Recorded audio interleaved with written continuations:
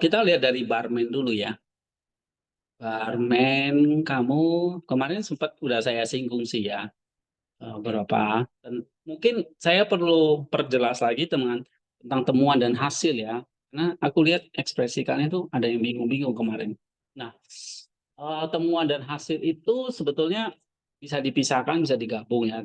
Biasanya sih ada yang gabungkan seperti ya, seperti kalau ini saya pisahin ya, hasilnya apa nih? Lalu diskusinya apa? Nah, itu biasanya dipisahin. Tapi ada yang gabungin. Nah, kalau mau dipisahin, berarti ini kita perlu eh, memberitahu nih intinya apa itu sebetulnya hasilnya. Jadi misalnya contohnya kemarin itu kan yang dari siapa? eh Yuliana ya. Nih, nah, misalnya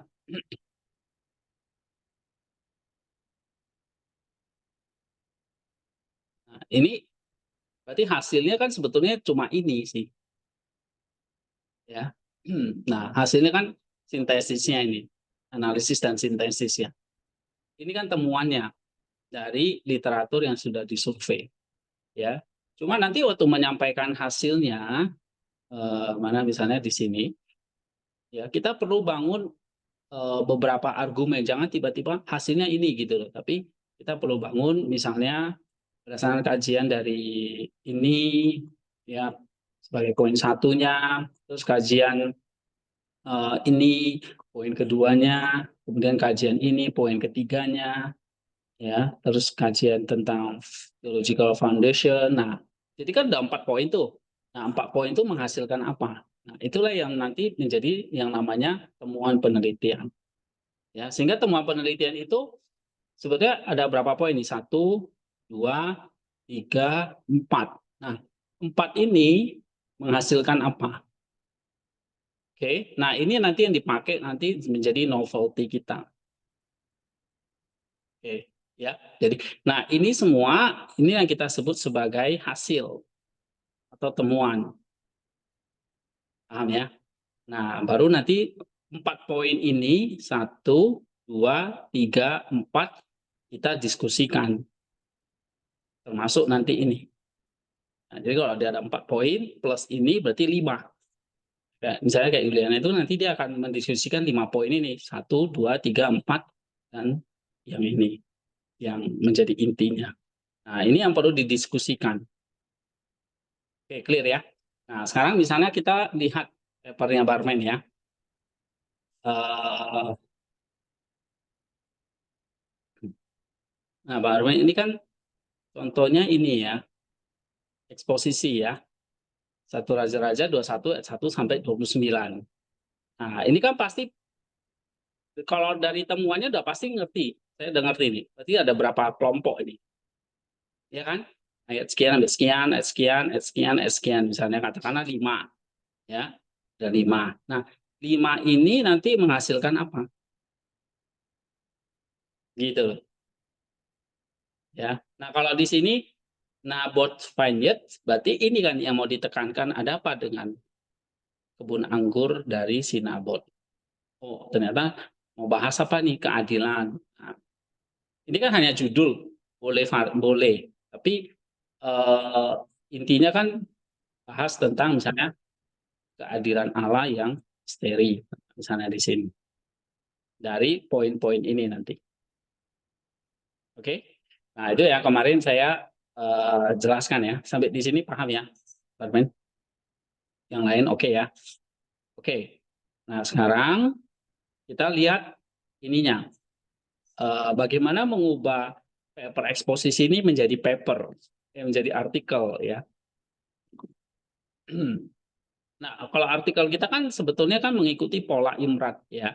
Jadi ada judul, abstrak, kata kunci, kemudian ada pendahuluan, oke, metode, hasil, diskusi, kesimpulan. Biasanya kalau ada ucapan terima kasih, yang acknowledgement, daftar pustaka, dan data tambahan kalau ada. Nah, jadi pastikan bersama judul. Ya, ini saya lihat harus spesifik, unik ya.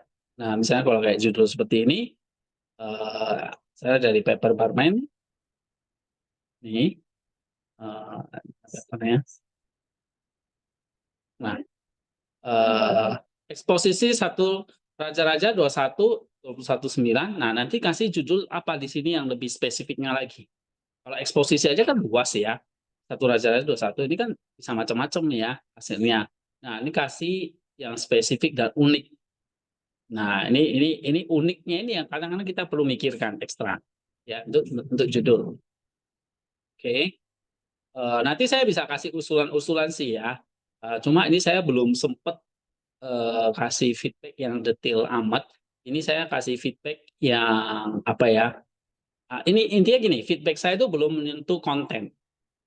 Nanti kalau udah jadi, saya akan revisi. Mungkin kontennya akan saya acak-acak, akan saya ubah atau saya tambah dan saya kurangi.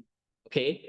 Karena kalau saya udah bahas konten, wah bukan ini debat tentang ayatnya, wah kalian nggak akan jadi nanti. Ngerti ya maksud saya ya? Ya, misalnya kalau kayak barman ini bahasnya kan eksposisi ya. Kalau kalau apa saya udah debat satu raja-raja, misalnya apa yang dia tulis di sini, ini ayat 3 ini salah, oh nggak kayak gini, wah kamu nggak akan selesai gitu loh. Ya, jadi saya nggak akan nyentuh isinya dulu sampai nanti kalau kita nanti kalau udah jadi artikel, kalian sudah ubah jadi artikel. Nah, nanti quality controlnya di saya. Saya akan cek ya isinya juga apakah nanti isi dengan abstrak dengan pendahuluan itu sinkron nggak. Nah gitu, kebanyakan paper yang saya review itu adalah abstraknya ngomong ini tapi isinya nggak kayak gitu.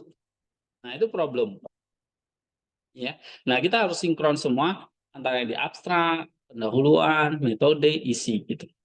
Nah itu kita harus sinkron. Misalnya abstraknya mau membuktikan ini, ternyata di discussionnya ditemuannya nggak membuktikan apa-apa gitu. Dia cuma ngulangi punya orang aja.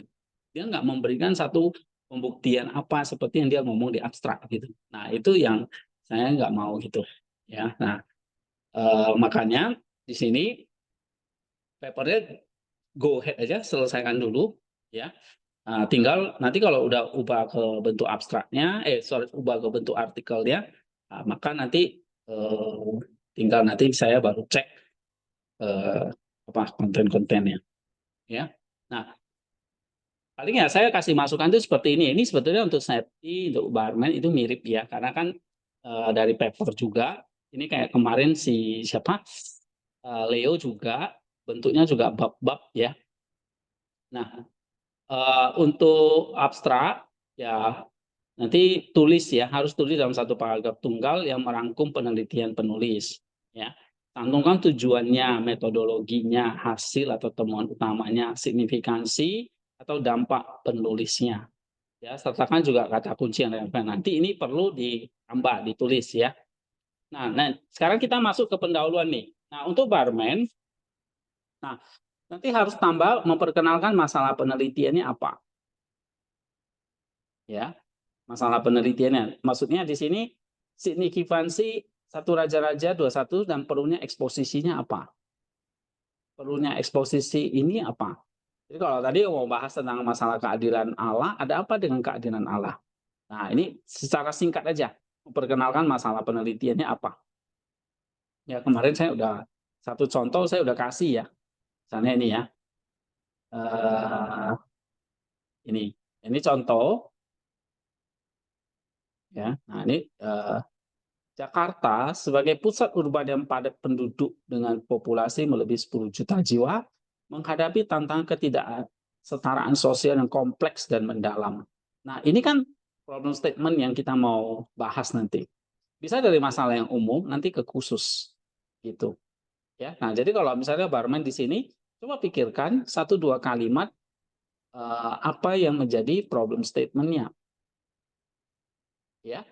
Nah, nanti yang kayak gini ini nanti saya bahas. Ini kan untuk pendahuluannya ya, karena di sini belum ada gitu. Jadi harus ada pendahuluannya. Terus kasih tinjauan singkat literatur tentang penelitian sebelumnya atau interpretasi terhadap perikop ini atau tema terkait. Ya. Nah, itu saya lihat di sini kamu sudah pakai berbagai macam tafsiran ya. Nah, misalnya ada apa? Ada ini ya, Apostolos Old Testament Commentary. Itu kan penelitian-penelitian sebelumnya. Kamu bisa ambil gitu ya. Atau kamu udah pakai, tadi saya lihat ini siapa ya? Oh, ini kamu punya kan? Eh, penelitian misalnya New American Commentary. Nah, ini kan penelitian sebelumnya ya. Kemudian yang bahas satu raja-raja itu siapa lagi? Nih, misalnya Marvin Sweeney. Nah, ini kamu bisa ambil sebagai SOTA-nya atau state of the art-nya, SOTA-nya. Ya. Nah, sehingga nanti kamu bisa mengidentifikasi apa kesenjangan yang ada. Oke? Nah, sebutkan dan jelaskan tujuan paper penulis, misalnya untuk memberikan eksposisi terperinci dan refleksi teologis tentang satu Raja 2129. Nah, nanti tambahkan khususnya tentang apa. Nah, ini kan kita harus sebutkan ya tujuan papernya apa, khususnya tentang. Nah, ini nanti ditambahin. Jadi pendahuluan itu ada bagian ini, bagian ini, bagian ini, masuk tujuan. Oke. Nah, terus tekankan kebaruan atau novelty dan kontribusi karya penulis. Ya, wawasan atau pemahaman baru apa yang ditawarkan eksposisi oleh eksposisi penulis. Jadi kalau misalnya mau bahas tentang keadilan Allah yang misteri itu, apa hal kontribusi atau novelty yang ditawarkan? Kebaruannya apa? Misalnya keadilan Allah itu satu sisi melampaui akal pikiran manusia, ya. Tapi satu sisi ada sisi lain yang bisa kita pahami. Jadi satu unknown tidak tahu, tapi sisi lain kita tahu. Nah, yang tidak tahunya apa yang memberikan wilayah kontribusinya, yang tahunya kalau kita tahu keadilan Allah itu seperti ini, apa kontribusinya. Nah, ini kan kebaruan ini kan terserah kita, tergantung nanti hasil dari tinjauan singkat literaturnya ini apa. Nah, baru nanti harus pakai metodologi. Metodologi yang penulis gunakan itu adalah eksposisi dan analisis Alkitabiah lah ya. Nah, ini akan mencakup pendekatan hermeneutik penulis, versi Alkitab digunakan apa, alat atau metode eksegesi spesifik yang diterapkan apa. Jadi kalau misalnya eksposisi ya bilang, ini saya mengeksposisi dari berbagai sumber literatur yang ada, ya, terus mencari apa kaitan-kaitannya dengan keadilan Allah dan sebagainya. Nah, itu bisa dijelaskan di sini, ya. Nah, ini nanti dalam hal menganalisis informasi dari teks dan literatur. Jadi pastikan metode yang digunakan dapat diulangi oleh peneliti lain. Nah, ini yang kita perlu jelaskan secara singkat apa pendekatan hermeneutiknya. Kalau itu misalnya eksposisi kata per kata atau eksposisi kiastik dengan memakai kiastik dan sebagainya itu silakan dimasukin ya. Itu pendekatan hermeneutiknya kita perlu sampaikan, termasuk juga apa ya, ini ya, versi Alkitab, alat atau metode eksegesisnya ya. Jadi kalau alat metode eksegesisnya itu adalah misalnya kalau saya baca Buddha Barmen ya itu sepertinya cuma apa kalau di sini ini cuma nanti apa ya, menguraikan ayat ini ayat gitu ya. Berarti kan nggak ada sintaksnya dan lain-lain ya. Nah, ini yang nanti perlu dijelaskan di sini kalau misalnya oh saya pendekatannya dengan eksposisi membagi ayat ini sampai sekian. Itu mempunyai satu tema yang sama. Nah, itu disertain ya. Terus ayat sekian sampai sekian itu mempunyai tema yang sama. Oke. Nah, nanti dari beberapa tema itu penulis akan mengintegrasikannya untuk membahas tentang keadilan Allah. Nah, kayak gitu atau aspek-aspek dari keadilan Allah ya. Nah, itu pendekatan hermeneutiknya.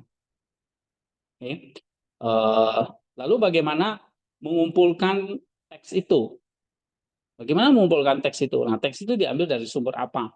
Misalnya kalau Ibrani kan itu dari Masoretic text, nah, gitu ya. Nah, terus literatur pendukungnya apa? Primary source-nya kan Masoretic text. Terus secondary source-nya materi sumber keduanya apa? Nah, itu perlu dijelasin. Misalnya penelitian-penelitian yang relevan dengan satu raja-raja. Ya, seperti dari siapa, dari siapa, dari siapa. Nah, itu perlu dikasih tahu literatur pendukung. Lalu bagaimana menganalisis informasi atau kutipan-kutipan dari teks itu? Nah, bagaimana menganalisisnya?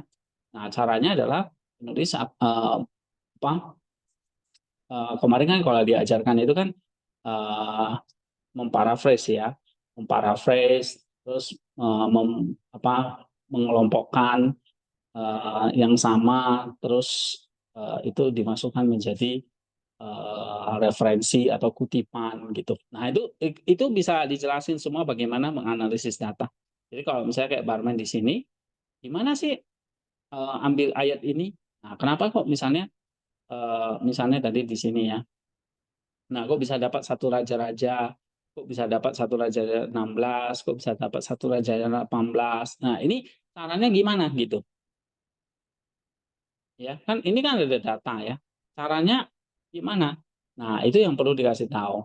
Misalnya ngomong mengkaitkan misalnya ini apa ini? Ayat berapa ini? Ayat 17 dan 26 itu ada relasi dengan kitab-kitab yang lain, misalnya dengan ini, ini gitu. Nah, ini yang nanti perlu diberitahu di ini eh, apa eh, analisisnya, ya. Bagaimana menganalisisnya? Oke, nah hasilnya pertama sajikan temuan dari eksposisi penulis tentang satu raja-raja 21 seterusnya. Bagian ini kemungkinan akan berisi inti analisis ayat per ayat atau tematik penulis, ya fokusnya pada penyajian interpretasi dan pengamatan utama dari teks itu. Jadi kalau misalnya dari ayat 1 sampai 29 sebetulnya apa sih yang ditemukan? Nah, jadi menemukan keadilan Allah itu adalah seperti ini yang dibangun dari ini. Nah, itu temuan namanya. Nah, ininya itu ya perlu diinterpretasikan, ya. Nah, jadi kalau misalnya kayak Barman ini, maka poin satunya misalnya apa? Poin satunya kan mulai dari sini kan. Oke, latar belakang kitab dan konteks perikop itu mungkin historinya poin satu, ya. Poin duanya baru masuk ini. Oke. Nah, poin tiganya ini, ya. Poin empatnya ini. Oke. Poin limanya ini. Nah, baru poin 6 dari berbagai poin-poin itu tadi menghasilkan apa? Nanti di sini, ya. Oke, jadi kalau bukan membahas tentang nabur ini nggak perlu gitu. Ya, yang penting dari 5 poin itu sebetulnya apa yang mau dibahas. Ya, menemukan apa. Nah, itu harus Pak ada Hendi, temuannya. Ya, nanya dulu dong, boleh ya Pak? boleh, boleh. Nah, saya udah dapat apa, mulai dapat gambarannya dikit. Jadi misalnya dari masing-masing outline yang udah saya bikin tadi, kan dalam eksposisi saya itu banyak poin sebenarnya. Ya. Maksudnya dalam setiap outline tuh, misalnya di outline pertama, yang Hmm. mana yang harus saya tekankan? Apakah arogansi Ahab atau kesetiaan Nabot Ya. mempertahankan? Nah, Hmm. tapi saya kan harus putuskan memilih poin yang mana gitu kan Pak ya untuk mendukung hasil yang pengen saya akan menuju ke keadilan Allah Ya, gitu benar. gitu nggak sih Pak cara kerjanya. Ya, betul, betul. Nah jadi nanti dari masing-masing outline itu Hmm. saya hanya akan mengambil poin-poin yang mengarahkan pada tesis statement saya soal keadilan Allah yang misterius itu gitu Ya. meskipun dalam outline outline masing-masing paper tuh ada banyak poin karena Ya. kelasnya kan kelas studi PL gitu jadi saya harus Ya. sajikan semua di paper ini gitu. Ya. Hmm. Ya. Oke, benar, benar. Uh, jadi nanti misalnya uh, poin-poinnya itu nanti akan mendukung itunya temuannya, ya. Oke, benar, benar. Hmm. Ada pertanyaan lagi? Nah, di coba lihat yang feedback Bapak tadi, Pak. Slide yang feedback. Ya, Nah, di diskusi ini tuh, Pak, yang terjadi adalah kalau kalau yang dihasilkan tentu saya akan kasih eksposisi saya kan sedikit yang penting yang mengarahkan ke hasil yang saya pengen arahkan gitu. Nah, hmm. di diskusi ini berarti saya akan dalam artian menyusun argumen soal keadilan Allah berdasarkan poin-poin itu. Enggak. Jadi kalau kamu udah eksposisi, kan udah ayatnya itu bahas. Sesuai aja. Ayat itu membahas Ah, apa. Oke? Baru nanti ada oke. paragraf yang nanti kamu menyimpulkan kaitkan dengan keadilan Allah. Nah, jadi nanti di sini diskusikan ya signifikansi temuan penulis dalam mengatasi masalah penting berkonflik pada materi. Pastikan pembahasan membuat cerita baru dan didukung bukti. Jadi kalau misalnya satu poin, ini kan diskusi satu poin. Nah, satu poin itu kamu hasilkan aja apa yang ada di situ. Lalu diskusikan dengan temuan. Oke, bandingkan ya. Nah, baru nanti di sini uraikan implikasinya dan diskusikan apa kontribusi atau implikasinya. Jadi misalnya mana ini ya, Pak Barmen ini ya. Misalnya ayat ini, kamu diskusikan aja sesuai ayat ini, ya. Kamu diskusikan apa yang ada, nanti baru di bawah kamu tarik tarik ini. Apa implikasinya? Tentu kan mengarah ke temuan kan, ya. Nah, temuannya Hmm. kamu bahas tentang keadilan Allah di sini. Paham? Nah, jadi setiap poin itu begitu. Jadi bahas, diskusi namanya diskusi ya. Nah, dari hasil diskusi itu nemukan apa sih? Atau implikasinya apa sih? Nah, baru tuliskan di paragraf terakhir. Gitu. Nah, ini yang saya mau katakan di sini nih, tadi di sini. Ya, tapi kamu udah tanya nih, oke. Good.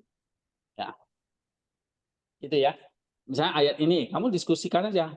Hasil yang disajikan, oke. Makna temuannya, terus misalnya dengan konteks yang lebih luas dari di luar kitab raja-raja boleh ya, atau perjanjian lama, kamu harus bandingkan dengan temuan penulis yang lain. Nah, dari situ kamu mendapatkan apa? Implikasi atau temuannya apa? Temuannya kan jelas nanti bermuara kemana? Keadilan Allah kan? Nah, kamu baru bahas nanti di bawah sini. Jadi di bawah dari setiap uh, ini Hmm. ayat ini gitu. Paham ya? Nah, sehingga ini nggak cuma eksposisi lepas gitu aja, tetapi eksposisimu tujuannya kan mendukung atau mencari temuan-temuan tentang keadilan Allah. Pak, nanya lagi dong. Berarti dari outline misalnya kayak outline ini 27 sampai 29, karena saya punya banyak poin, Ya, nanti di bagian hasil dan diskusi kopas, tapi nggak semua hal saya masukin kan, Pak? enggak. Jadi Atau gimana ambil, ya? ya bangun poin-poin itu yang yang mendukung keadilan Allah. Ah, Jadi kalau yang nggak ada hubungan ya dengan artinya, keadilan Allah, kamu cuma hanya singgung aja, nggak usah kamu perdalam, oh, oke oke gitu. oke oke oke.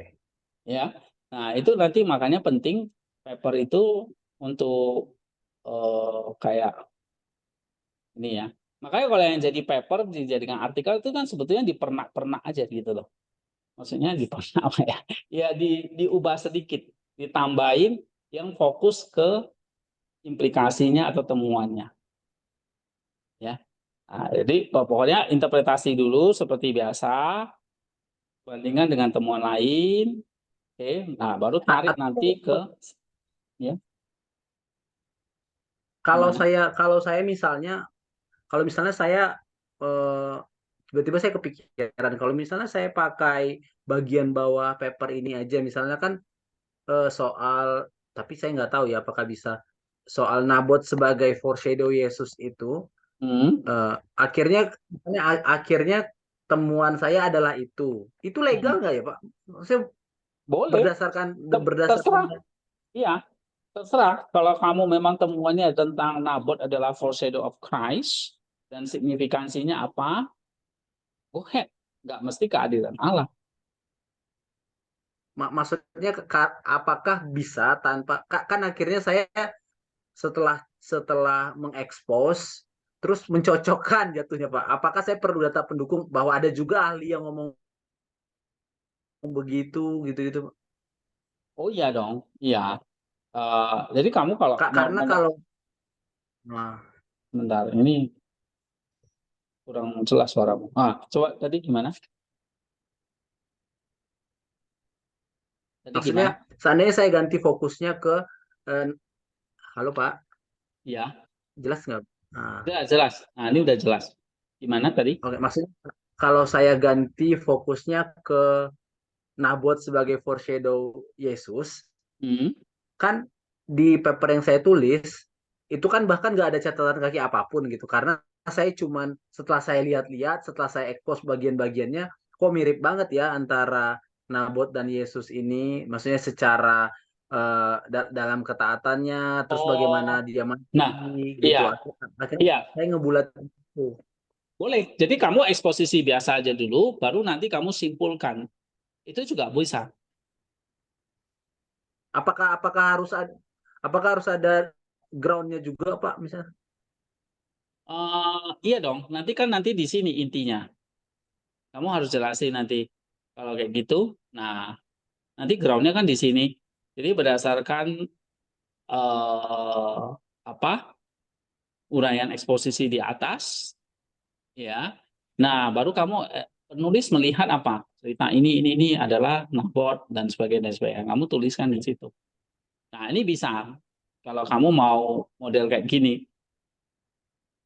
Ya karena ya. tiba-tiba kepikiran secara secara kontras, kayaknya data-data saya lebih mendukung ini daripada keadilan Allahnya sih gitu. Ya, artinya teks itu kan bisa ditinjau dari banyak sudut pandang ya. Salah satunya kan kamu mau lihat kehadiran Allah itu bisa, mau soroti Nabot itu bisa.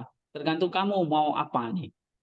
Ya, jadi kalau kamu mengatakan Nabot itu sebagai foreshadow of Christ, ya berarti ini kan temuan kamu apa sesuatu yang unik kalau dari kisah raja-raja tadi tentang Nabot sebagai foreshadow yang malang. Itu kalau dia sebagai foreshadow itu maksudnya apa? Jelasin, jelasin, jelasin, jelasin. Dari ayat-ayat di atas berarti ini kayak alegoris ya. Nah, misalnya alegoris-alegorisnya kamu harus munculin kayak gitu. Itu malah bagus. Jadi khusus nanti sehingga nanti kan kamu nangkap ini Nabot ini ngomong apa ini satu poin, satu poin, satu poin. Nah, poin-poin yang ada di sini kamu harus masukkan foreshadow-nya apa ini. Jadi hubungan gitu loh. Jangan sampai yang atas dengan yang ini nggak ada saling hubungan. Jadi yang atas itu sebagai bayangan. Nah, nanti ini di sini foreshadow-nya adalah untuk ke perjanjian barunya. Nah, itu juga bisa. Hmm. Oke, misalnya ayat sekian itu bahas apa? Nah, itu ada nanti ada hubungannya nanti dengan foreshadow-nya apa. Nanti bagian yang lain itu juga gitu, ayat sekian sampai sekian, lalu apa ini implikasi apa yang kamu tarik untuk kenabotnya. Nah, ini nanti kamu susun argumen itu di sini, gitu ya. Nah, kalau ini kan memang dari pembacaanmu kamu melihat ini kan, ya kan? Nabot itu sebagai bayangan dari Kristus kan, dari cerita di atas. Nah, ini tinggal tinggal kalau mau ini nanti tinggal di apa? Ambil lagi pembahasan di atas itu ya. Kamu bisa diskusikan lagi bahwa itu sebagai foreshadow of Christ. Nah, tambahkan lagi literatur yang lainnya ada. Nah, ini kan nggak ada literaturnya. Nah, ini kurang ya. Ini harus ada supporting dari literatur-literatur yang lain. Kayak gitu. Ya. Karena ini kan nanti menjadi temuannya kan. Nah, temuan ini kan harus sesuatu yang sifatnya itu novelty ya, yang kita bisa mengatakan ini loh temuan saya yang berbeda nanti dengan temuan-temuan yang lain. Gitu. Ya. Eh, terserah sih mau ambil tentang Nabot atau keadilan Allah. Yang mana yang kamu Ya Pak, bisa saya kerjakan pikirin dulu gitu. 2 hari ini Pak, bingung. Iya, ya. Oke. Nah, nanti kesimpulan bisa ringkas lah ya, hasil utama, poin utamanya, terus apa pastikan kesimpulan itu menjawab tujuan penelitian gitu lah ya. Nah, ini saya masih sebatas apa eh, memberi apa nih namanya ya masukan-masukan untuk setiap poinnya ini ya. Oke. Jadi kalau untuk barman saya sih nganjurin ya kamu tetap pertahankan ini gitu loh. Karena kemarin kamu bilang ini keadilan Allah kan. Jadi saya pikirnya saya baca-baca ya eh, nanti kamu di mana di diskusinya itu harus ada menguraikan apa implikasinya ya tentang nih tentang keadilan Allah Oke, Pak. gitu. Tapi kalau Nabot sebagai foreshadow nggak masalah. Kamu uraikan dulu, baru nanti tarik implikasinya di poin ini. Implikasinya ya sebagai temuan. Jadi kita baca teks apa, udah uraikan, ternyata saya menemukan ini. Nabot adalah bayangan dari Kristus. Nah, kamu perlu bahas ini poin satunya apa? Oke. Poin duanya apa? Poin tiganya apa? Gitu. Ambil poin-poinnya dari hasil eksegesis di atas. Gitu. Ya kan? Nah, ternyata kejadian ini sebetulnya adalah bayangan dari Kristus. Oke, kebun anggur itu menggambarkan ini. Nah, ini menggambarkan ini. Nah, gitu. Nabot menggambarkan kenapa kok disebut bayangan Kristus? Apa alasannya? 1, 2, 3. Nah, di sini kamu perlu diskusikan lagi dengan teks-teks, dengan teks atau peneliti lain. Ya, ini yang, nah jadi challenge ini kan akhirnya kamu nggak cuma sekedar eksposisi doang, lalu nanti kamu summary tentang Nabot, ini kan nggak nyambung, ya. Jadi kamu perlu eksposisi, tapi eksposisi itu berakhir kepada Nabot. Nah, Nabot itu kamu bangun dah argumennya, kayak gitu ya. Oke, nah sekarang saya mau Kayaknya beralih ke, ya, kayaknya saya balik ke keadilan Allah aja deh, Pak. kalau masalah keadilan Allah lebih gampang. Jadi kalau setiap Iya. ini kamu uraikan tentang keadilan Allah, ya. Oke, kalau saya sih lebih suka ini Nabot ini, gitu. Tapi up to you, ya. Kamu yang mana yang bisa dulu. Tapi ikuti ya apa petunjuk-petunjuknya ini untuk membuat abstraknya Dua-duanya aja, gimana, Bang. apa? Nabot sama keadilan Allah. Dua-duanya aja bikin. Nanti Oh kan ya, BPDB bikinnya Pak ya, Pak Hendi ya. Nanti kan bisa. Pak, itu ntar Bapak kirim kan, Pak, hasil feedbacknya. oh ya, ya. Itu saya kasih. Eh, saya juga Oke. mau dong Pak feedbacknya Bang Barmen. Soalnya saya juga ada paper eksposisi ini. Nanti mau saya coba bikin Oh, kayak gini Pak. boleh. Hmm, Makasih jadi ya Pak. dikasih. Makasih, Pak. Oke, sekarang Thank you, ini ya Pak. ke safety eh, tentang Ya Pak. kebebasan di dalam Kristus ya. Kehendak bebas dan tanggung jawab moral manusia, perspektif teologi reform. Oke. Wah, ini Pak Wilson ya. Ngajar apa dia? Antropologi ya. Antropologi Pak. Oh, Iya, tentang manusia ya. Oke, dan keselamatan. Berarti ini sudah dia nilai dong ya.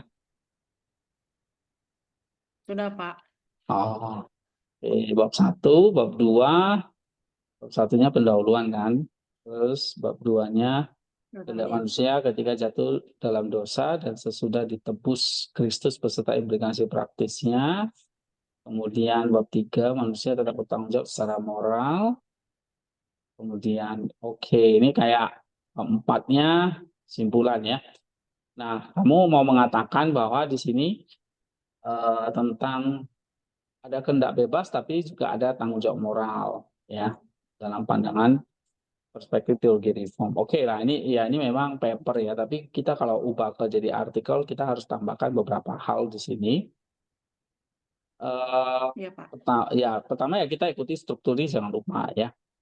Ada judul, abstrak, kata kunci, pendahuluan, metode, hasil diskusi ya. Jadi kalau hasil itu apa yang penulis temukan, kalau diskusi apa arti temuan itu, ini kita harus bedakan ya. Kemudian kesimpulan, Iya Pak. ucapan terima kasih kalau ada. Nah, mereview paper penulis menjadi artikel jurnal, ya sama nih kayak tadi si Barman. Nanti judul itu harus spesifik, unik, abstraknya juga sama ya. Saya kira saya nggak perlu ulang lagi. Pendahuluannya itu juga sebetulnya sama, harus memperkenalkan masalah penelitiannya apa. Misalnya di sini, sebetulnya ada masalah apa, misalnya tentang ini ya. Sebenarnya ini kan masalah klasik ya, tentang tidak bebas, tentang moral. Nah, sebetulnya ada problem apa yang saya lihat di sini. Nah, ini yang mesti clear ya, jelasin ini. Oke. Nah, ini nanti biar itu terakhirnya sebetulnya kalau bikin pendahuluan itu kan langkah terakhir ya. Yang penting Iya. di sini adalah hasilnya. Hasil yang ditemukan itu sebetulnya apa? Ya, jadi sajikan temuan dari analisis penulis terhadap topik kebebasan kehendak, tanggung jawab moral, dan seperti teologi reform. Ya, ini bisa mencakup ringkasan interpretasi penulis terhadap teks kunci Alkitab dan pandangan para teolog. Ya, temuan harus relevan dengan tujuan penelitian. Jadi sajikan aja temuan intinya itu sebetulnya ngomong apa. Nah, jadi kalau saya lihat di sini dari papernya Septi ya sebetulnya ini ya, saya latar belakangnya, ya ini nanti sebagai pendahuluannya. Nah, poin satunya adalah ini membahas tentang kehendak manusia yang jatuh ke dalam dosa itu seperti apa, ya. Dosa. Nah, kehendak manusia jatuh dalam dosa itu seperti apa? Apakah sama sekali nggak punya kehendak bebas atau punya, ya. Nah, terus poin yang kedua, manusia tetap bertanggung jawab secara moral dalam arti walaupun diberi kehendak bebas, tapi manusia bertanggung jawab secara moral, ya.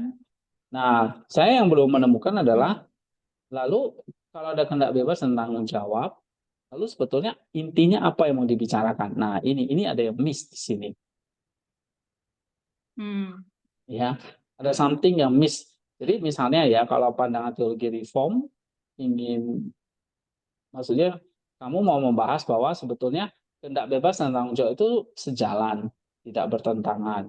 Atau teologi reform ngomongnya seperti apa? Apakah ini mau mendiskus ada dua pandangan yang berbeda dalam teologi reform, atau sebetulnya mau mengatakan teologi reform itu mau mengatakan bahwa ada yang mengatakan teologi reform itu pokoknya manusia itu kayak robot, tidak ada kehendak bebas karena udah total depravity, sehingga manusia itu nggak bisa dituntut tanggung jawab moralnya. Apakah mau meluruskan itu, atau sebetulnya mau mengatakan tanggung jawab dan kehendak bebas itu sejalan gitu? Yang mana? Sebenarnya kalau dari teologi reformnya sendiri, saya juga waktu bikin ini kan bingung tuh Pak. Maksudnya, soalnya kan kita ada kehendak bebas, tapi sepertinya saya baca-baca waktu di awal kemarin sih kayaknya orang reform ini nggak begitu setuju ya tentang kehendak bebas itu, karena kehendak bebas kan seakan-akan apa namanya bebas-bebas yang sebebasnya. Padahal sebenarnya kalau kita lihat lagi kehendak bebas itu adalah ketika kita percaya kepada Kristus, ya kehendak bebas kita berdasarkan percaya pada Kristus. Jadi memang kehendak bebas yang nggak bebas-bebas sebebasnya gitu sih Pak. Oh, ya. Jadi kan misalnya kamu mau mencoba mencari, ini kan ada problem tensionnya antara kehendak bebas dengan tanggung jawab moral. Nah, sejauh mana manusia itu bisa memenuhi keduanya, gitu ya. Manusia diberi kehendak Ya Pak. bebas, tetapi manusia juga bertanggung jawab. Jadi itu sebetulnya berjalan sinergi sih ya. Bukan sesuatu yang jadi harus jadi tension gitu. Karena ada kehendak bebas lah, maka ada tanggung jawab. Kalau nggak ada kehendak bebas, kok ada tanggung jawab, itu kan aneh gitu ya. Tapi kalau ada kehendak bebas, apakah keselamatan kita misalnya bisa hilang, konsekuensinya apa? Nah, saya kira ini satu topik yang menarik, cuma perlu nanti gini, perlu dibatasi dalam hal apa ini? Hanya dosa saja kah, atau hal keselamatan kah, dan sebagainya. Nah, ini karena topik yang agak luas, ya. Tapi nggak apa-apa, coba dulu. Ini soalnya paper ya. Jadi paper itu memang kadang-kadang ya luas begini ya, tapi ya nggak apa-apa karena memang kan bahasnya lagi doktrin itu kan, doktrin yang diminta sama Pak Wilson ya. It's okay. Cuma ya memang perlu kita nanti bikinnya adalah perlu temukan ini apa sih sebetulnya yang mau dikatakan di sini. Kayak Barman tadi pakai istilah thesis statement-nya gitu ya. Mungkin kalau di reform tuh suka pakai istilah thesis statement-nya. Nah, ini harus temukan apa sih sebetulnya yang menjadi apakah nanti sebetulnya kamu akan mengatakan kehendak bebas dan tanggung jawab itu sebenarnya kompatibel atau sebenarnya inkompatibel atau apa gitu ya. Nah, ini yang kamu harus kasih temuannya apa. Nah, ini harus jelasin ya. Terus baru nanti didiskusikan. Diskusinya kan sebetulnya tadi itu poin-poin tadi. Kehendak bebas, tanggung jawab moral, baru nanti poin berikutnya adalah ini sinergi, ini sebenarnya kompatibel. Udah, gitu simple. Pak, tapi mau tanya dulu Pak. Kalau dari reform sendiri sebenarnya kehendak bebas itu sama tanggung jawab moral memang kompatibel ya Pak? Dia berjalan beriringan atau gimana ya Pak? Oh, nah ini harus tanya Pak Wilson sih ya. Atau memang ada dua pandangan yang berbeda ya? Oke. Kenapa? Aha. Ya, saya dulu juga belajar reform ya. Kalau kita bahas masalah doktrin itu kan sebetulnya kehendak bebas manusia itu ya tadi yang kamu bilang sebetulnya udah nggak bebas karena Hmm. manusia itu sudah Nah, jatuh dalam dosa. Sehingga kehendak bebasnya itu pun sebetulnya adalah kehendak bebas yang di dalam dosa. Kata mereka tuh kayak gitu. Jadi hmm, manusia itu sebetulnya nggak punya kehendak bebas kayak gitu. iya, Ya, nah itu kan oke, mayoritas oke, reform ya. Nah, iya, tapi memang ini pandangan umum. Saya juga nggak tahu bagaimana nanti Pak Wilson ngajarnya, apa teolog-teolog tertentu, ya mungkin saja bisa berbeda. Ya, tetapi kalau kita belajar oke, Bapak Gereja, misalnya katakanlah hmm, Agustinus, ya, itu ada free will hmm, and grace, ya, sehingga iya, baru ada kehendak bebas lah, baru ada morality. Karena kalau nggak ada hmm, morality, gitu. Ya, yang ada ya nanti kayak iya, robot AI aja semua kalau nggak ada kehendak bebas kan gitu.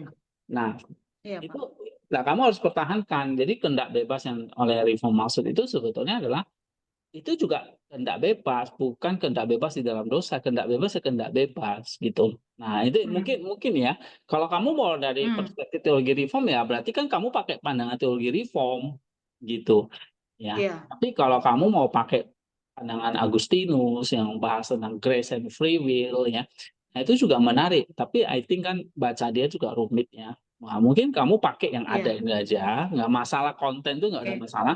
Yang penting cara ngerjainnya dulu iya ya. Pak, Nah, misalnya kamu akan mengatakan dalam perspektif teologi uniform sebetulnya kehendak Allah, kehendak bebas dan tanggung jawab itu sejalan. Buktinya apa? Kamu cari argumentasi dari Agustinus saja gitu. Agustinus itu kan iya, orang reform itu pasti empat topi gitu ya. Kalau udah ngomong Agustinus mereka nggak berani bantah gitu ya, termasuk mungkin Pak Wilson.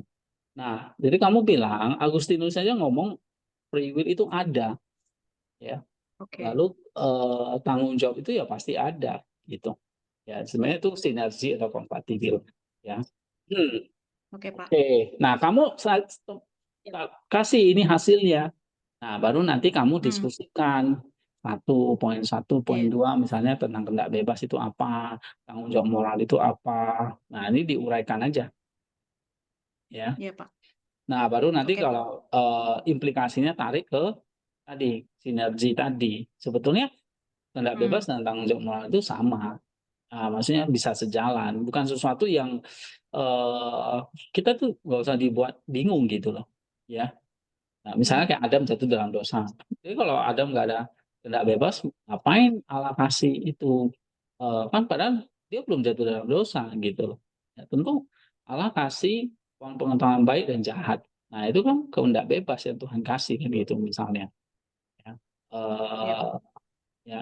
Nah, itu juga menarik kalau mau bahas tentang ambil contoh misalnya tentang Adam, Hawa, pengetahuan baik dan jahat ya. Nah, itu ada tafsiran juga yang mengatakan itu bukan hanya soal kehendak bebas, tapi itu juga adalah eh, apa ya? Bicara bagaimana gambar itu jadi rupa di dalam pilihan-pilihan bebasnya. Jadi manusia itu harus di-upgrade ya untuk menjadi serupa. Anda hanya gambar tapi jadi serupa. Nah, itu in case ya. Jadi sebetulnya bahas topik bahasan itu luas. Kamu bisa iya Pak, ambil yang mana. Nah, tapi saya pikir kalau dari papermu tadi, ya, ini sebetulnya udah oke, udah cukup ya. Nanti kamu eh, apa tinggal apa ubah bentuk formatnya aja gitu. Oke, iya Pak, formatnya jadi paper. I think oke udah Pak, ya, dia metode tadi udah saya jelasin, hasil diskusi itu yang penting bandingkan nanti temuan ya, uraikan implikasinya. Ya ini sama kayak Parmen lah ya, diskusikan iya Pak, signifikansinya, siap, kesimpulannya, ucapan terima kasih kalau perlu daftar pustaka. Nah, ini aku ada tambahan sedikit ya. Prioritas sumber prima itu iya 80%, Pak, publikasi terkini 10 tahun terakhir. Kalau ada, kalau enggak ya oke. Bahasa presentasi ya harus terstruktur, alur ya, kejelasan, keringkasan. Kalau ada misalnya eh, ya kalau ada tabel atau nah ini kalau perlu ya, kalau enggak nggak usah. Jadi dengan menginstruksi paper ini maka nah, ada kebaruan sih pada ujungnya kan nanti ada kebaruan ya. iya Pak, Oh, ini barman. Sorry, salah. Ini yang mana saya ini. Salah baca tadi. Nah, ini. Oh ya, ini. Jadi, ya mungkin dari set itu, berarti kan bahasa ya, struktur, alur, akurasi, pemilihan kata, dan sebagainya. Tulisan harus jelas. Ya, Pak. Oke deh, sama sih yang lain. Oke, ada pertanyaan dari yang lain? Oke, Pak. Nanti tolong dikirim ya, Pak. Ya. Intinya gini, coba ubah dulu Iya, Pak. alurnya yang tadi saya minta, judul dan sebagainya itu. Nah, jadikan itu dulu. Nanti saya akan lihat, kasih feedback lagi, masukan lagi untuk mempertajam. Nanti semua itu begitu, ya. Yang penting diubah bentuk artikelnya dulu, ikuti tadi petunjuknya tadi. Baru nanti setelah itu kita perlu apa lagi? Bukan langsung ubah artikel terus nanti kita submit, enggak. Kita pasti ngedit lagi itu, ya.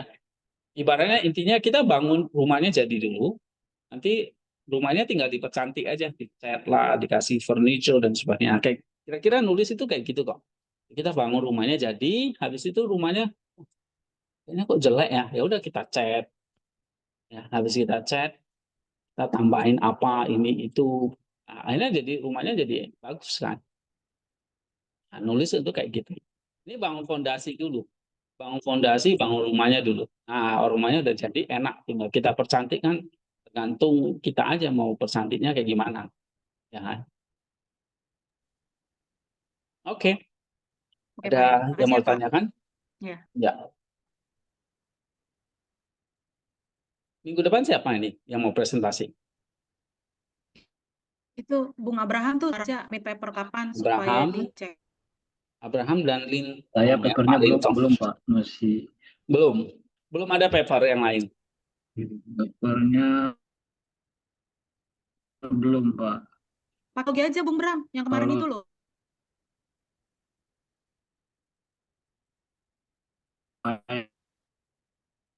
Gimana?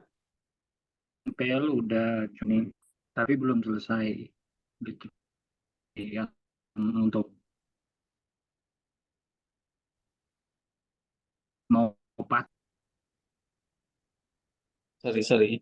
Sinyal saya agak kurang jelas ini. Tadi ngomong apa ya? Nah, saya ganti dulu wifi-nya. saya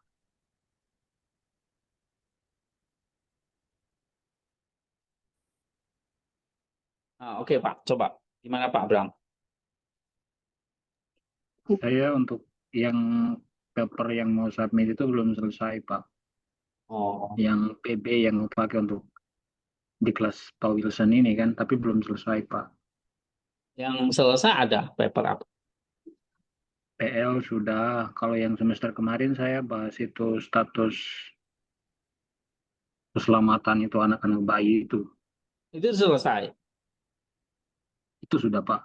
Oh, ya udah pakai itu. Itu berapa halaman? Kemarin dapat 16 ya, kalau nggak salah ya. Misalnya pakai paper yang selesai aja untuk diubah jadi artikel. Karena ini kita mesti submit tanggal berapa ya? Kalau enggak nanti dikejar Bu Jessica kali-kali. Tanggal 12 Mei, Pak, deadline dari Bu Nah, Jessica. lah itu, ya kan? 12 hari lagi. Besok Iya, udah dia kan tanggal kalau 1. soal gini-gini kan dia nggak ini ya, dia strict ya, you know? Saya ngajar lewat 1 menit aja udah lewat Pak Hendy. Gitu. Kalau Bapak boleh Betul, nggak Pak Pak. kalau lewat dari tanggal 12? Saya harus diskusi sama dia. Ya, boleh atau enggak ya?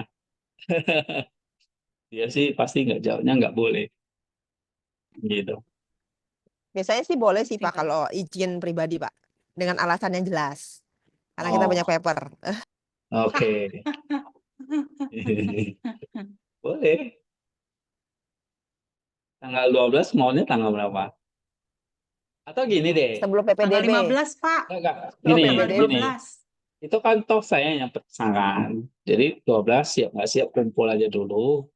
Habis itu nanti saya akan cek. Palingan ceknya itu kan masukan, tinggal tambah-tambahin lagi kan. gitu ya. Jadi misalnya oh baru 80% nih atau 50% jadi submit aja. Nah, nanti kalau saya cek pasti kan ada feedbacknya itu. Nah, itu nanti disempurnain, ditambahin lagi misalnya jadi 70%, 80% selesai. Nanti sampai 100%. Intinya eh, ini ya, misalnya ada contoh nih ya, paper mahasiswa saya nih. Ini udah share screen belum ya?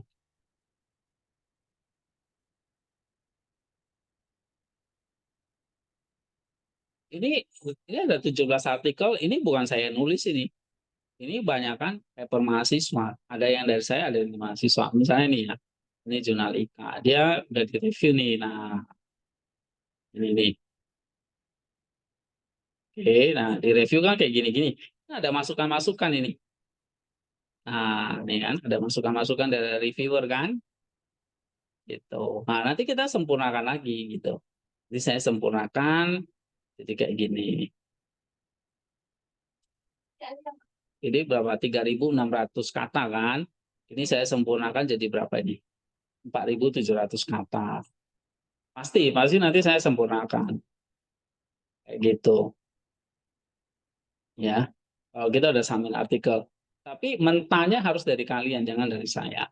Nah, nanti saya yang bagian apalah pernak-perniknya lah. Jadi rumahnya kalian yang bangun, nanti yang mempercantik saya. Gitu ya. Atau mau rumah tanpa dicat kan jelek kalau rumah tanpa dicat ya. Nah, nanti yang cat saya. Ya. Nah, rumahnya harus dari kalian. Gitu ya. Nah, nanti kalau saya udah perpak kayak gitu, udah nanti kita submit. Ada masukan lagi pasti dari reviewer itu ada aja. Namanya cari kesalahan ya pasti ada lah ya. Nah, ada yang sana sini kurang, ya udah kita permak lagi. Nah, ini baru kemarin ini saya permak nih. Ya. Jadi kalau di dekor kan jadi cantik dia. Nah, jadi cantik kan? Nih. Ini papernya nih agak hancur sih. Nah, ini ya kan. Nah, ini berapa kata ini 3.000. Saya permak jadi 4.700 kata. Nah, udah submit. Nah, dia submit gitu. Tapi rumahnya kan dari kalian. Sehingga saya penulis kedua. Saya nggak boleh jadi penulis pertama. Ya, nah ini penulis pertamanya Ika Santi Pananda. Saya kedua. Karena saya cuma mempercantik. Kalian yang bangun. Nah, kalian penulis pertama. Gitu. Ya. Oke. Tadi ada yang chat apa ini?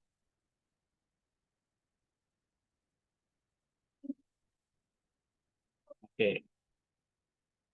Ya. Ada yang mau tanyakan? Pak, Bang saya punya Mangaraja, outline-nya belum, Pak. Hmm? Bang Mangaraja, Yang Pak Mangaraja yang mau tanya. Lagi di Bang submit paper, Bang.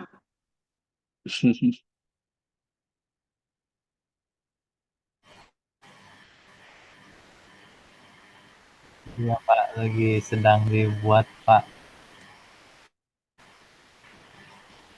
Oke. Ini ada yang chat, ya? Gimana? Lalu Pak, kalau Nggak jelas, Pak. Ah? Signalnya nggak jelas, Bang Mangaraja.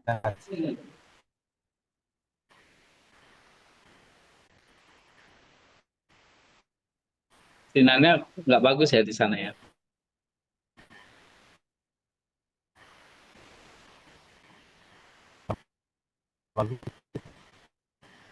Jadi Ah,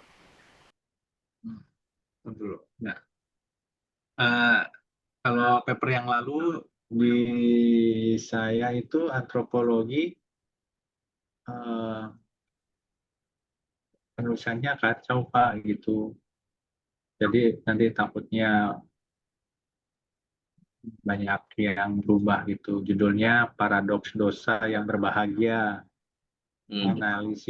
Analisa Felix Culpa dalam antropologi, hermeneutologi, dan soteriologi. Oke, nggak apa-apa, pakai itu aja nggak apa-apa. Pasti nanti Tapi itu kalau kutipan mungkin ngambil sedikit gitu, Pak. it's okay, nggak apa-apa. Hmm.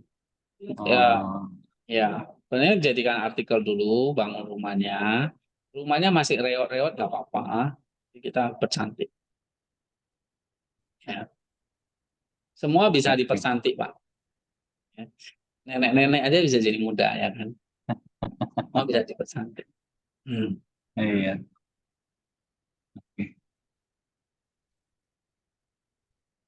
Jadi di ini aja. Nanti eh, satu minggu lagi, ya. Kan kita sampai tanggal berapa ya? 12 terakhir ya.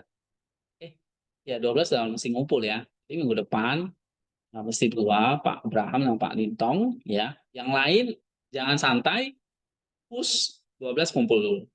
Siap 70% kumpul, 80% kumpul. Siap nggak siap kumpul aja, ya. Nah nanti kan dari situ saya cek, apa? Saya kasih apa? Kalau misalnya udah 80% bagus ini, udah nanti saya benerin aja semua. Right? Nanti kamu bandingkan yang lama dengan yang baru, ini perubahannya di mana, perubahan di mana. Ini kayak mahasiswa saya juga suruh gitu. Kamu baca, ini tulisanmu yang lama nih, ya. Ini misalnya pendahuluan. Kamu baca dengan yang baru diminta apa, nah dibandingkan, gitu. Ya. Gitu. Nanti saya saya perbaiki gitu. Oke. Nah, tapi belajarnya adalah, oh kamu lihat, ini nanti kan ada, oh ini yang salah di mana, nanti perbaikannya gimana, bandingkan gitu, ya. Supaya nanti waktu kita submit itu udah bagus gitu, ya. Walaupun ya pasti nanti ada perbaikan, nggak apa-apa kita perbaiki lagi, ya. Oke. Jadi Pak Lintong nggak usah khawatir, eh, nggak pede, itu aja di ini. Yang penting eh, nanti setelah itu diubah jadi artikel, ya. Coba aja mulai nulis abstraknya, nulis pendahuluannya, ya. Salah nggak apa-apa gitu,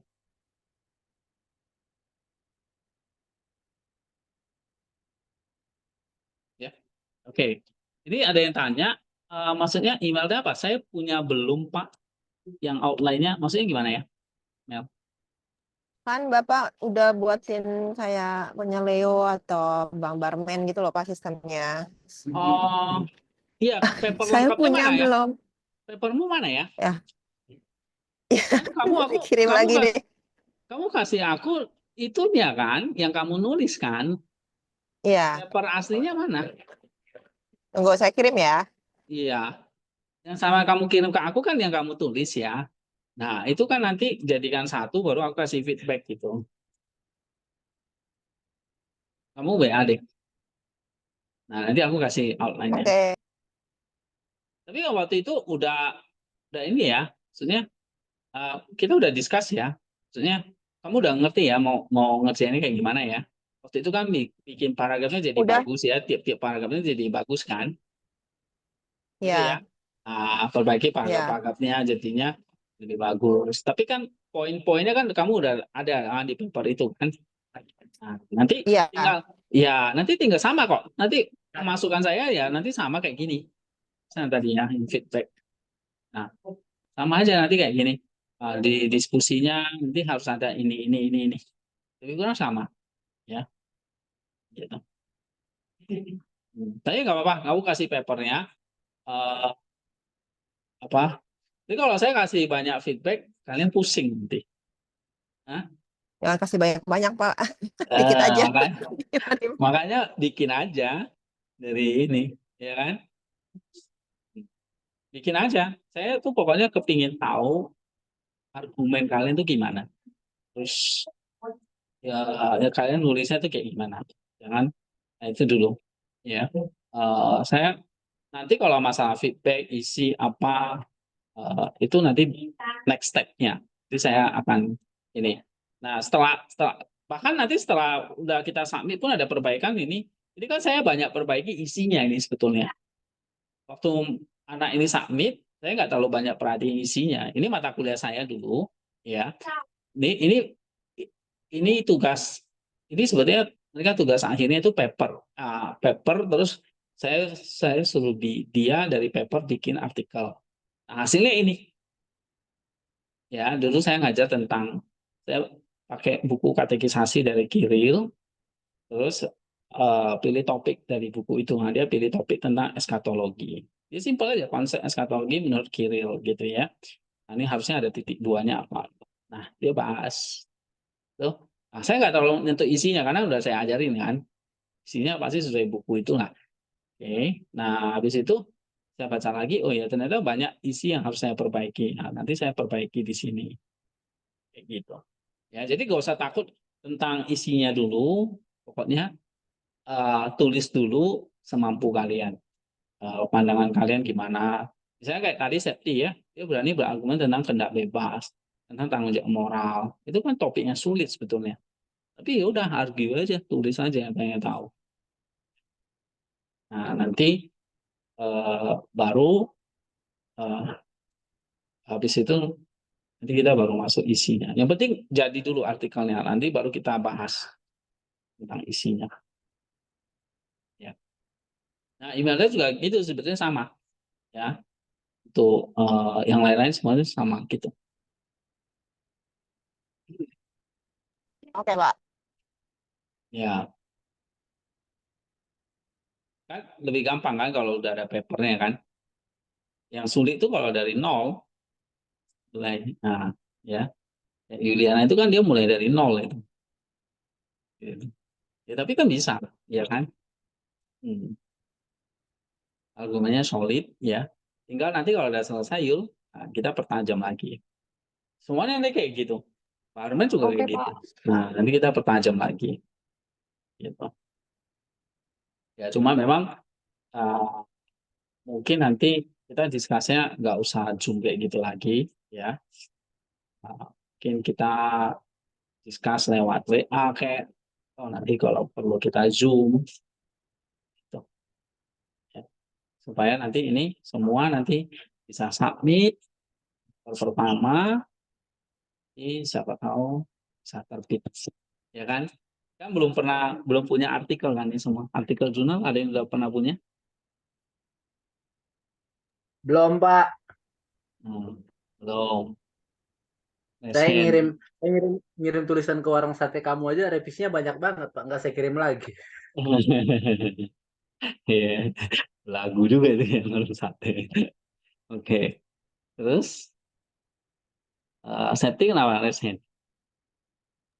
Pak, nanti kalau misalnya kan tadi Bapak udah kasih input, terus saya revisi, terus nanti saya kirim sama Bapak. Terus nanti kita tektokan aja atau gimana Pak? Maksudnya Ya, kita perlu di Zoom lagi atau gimana Pak? mungkin nggak perlu, ya. Nanti kita kalau masalah paper pribadi kita pribadi aja, gitu. Oke. Yang penting kerja tanggal 12 ini kumpul, habis itu nanti kan saya periksa, saya kasih feedback, Ya Pak. ya. Kalau hancur banget, ya misalnya tanda petik hancur banget dalam pengertian banyak feedback gitu ya. Nah, mungkin perlu tektokan gitu supaya lebih ngerti. Nah, nanti pokoknya nanti dari saya feedback sekali aja.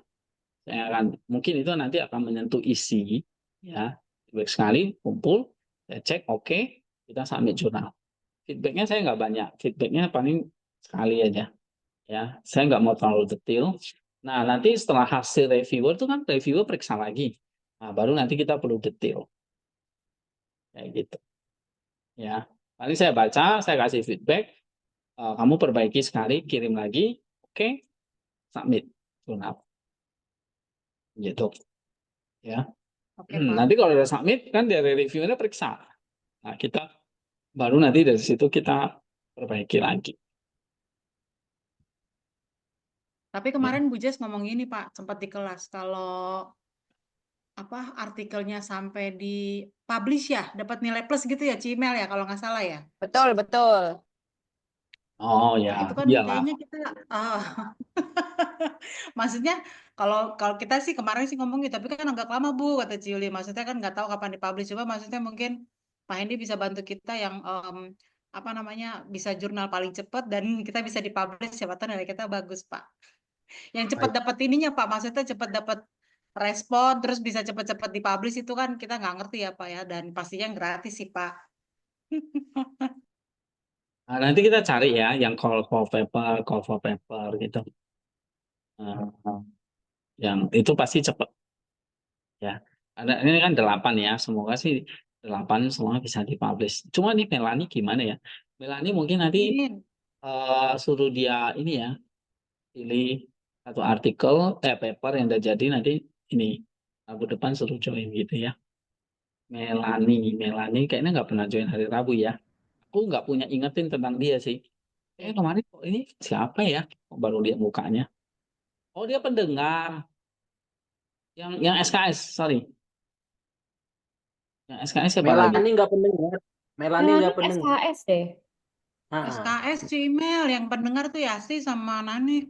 Sama Melani Yuda. kan matrikulasi sama kayak kita. Iya, sama Yuda pendengar. Ah, Yuda karena udah ngambil di pendengar, itu kan di konseling pendengar, kan. pendengar sih anak bawang lah ya. Yang penting yang SKS ini loh. Anak bawang, sorry. Maksudnya yang nggak wajib ya.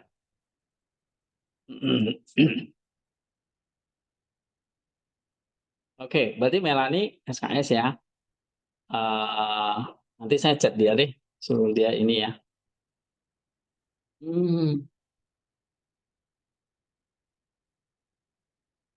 Ini chatnya banyak banget. Ada Nanti apa? mungkin ini aja, Bung Abraham sebagai ketua kelas tolong dibantu Melaninya, maksudnya biar dikirim apa kayak ya inilah biar ada tektoknya kita bantu gitu loh sebagai ketua kelas. Izin, usul. Semoga diterima. Oke, Aman boleh. absensi. Ya, kadang kalau sesama gitu kan, nantilah gitu ya. Tapi kalau dosennya kan, kamu Rabu depan ya presentasi ya, itu kan kayak dapat mimpi buruk mungkin ya. Oke, nggak apa-apa karena waktu kita udah mepet ya. Ini udah 30 April, minggu depan udah tanggal 7, so tinggal 2 minggu praktisnya ya, tinggal 12 hari mesti dikebut. Ya. Kepala udah terasa berasap, untung belum terbakar ya. Oke. Sebenarnya perkuliahannya akhir tanggal berapa sih ya? Kalau di reform UAS-nya kapan? Saya lupa belum Terakhir lihat. 16, Pak. 16 Mei 16. terakhir. Tapi beda-beda sih, ada itu ada yang udah selesai. Yang terakhir banget sih 16 Mei. Kalau masih ada. 16 Mei Ci Yuliana masih itu Pak, UAS Ibrani, bahasa Ibrani dia Dan yang di sudah Yunani ambil. dua-duanya lagi. Oh ya, siapa yang ngajar Yunani? Pak Chandra. Ini hafalan ya. Iya, betul sekali hafalannya, nggak kira-kira. Ibrani ya. Ibrani siapa? Ibu Ina. Bu Ina. Oke. Kasihan sih kalian. Tapi ya udah nggak apa-apa deh. Bukan saya yang ngajar. Kalau saya ngajar itu nggak ada hafalannya. Comprehension yang penting. Ya.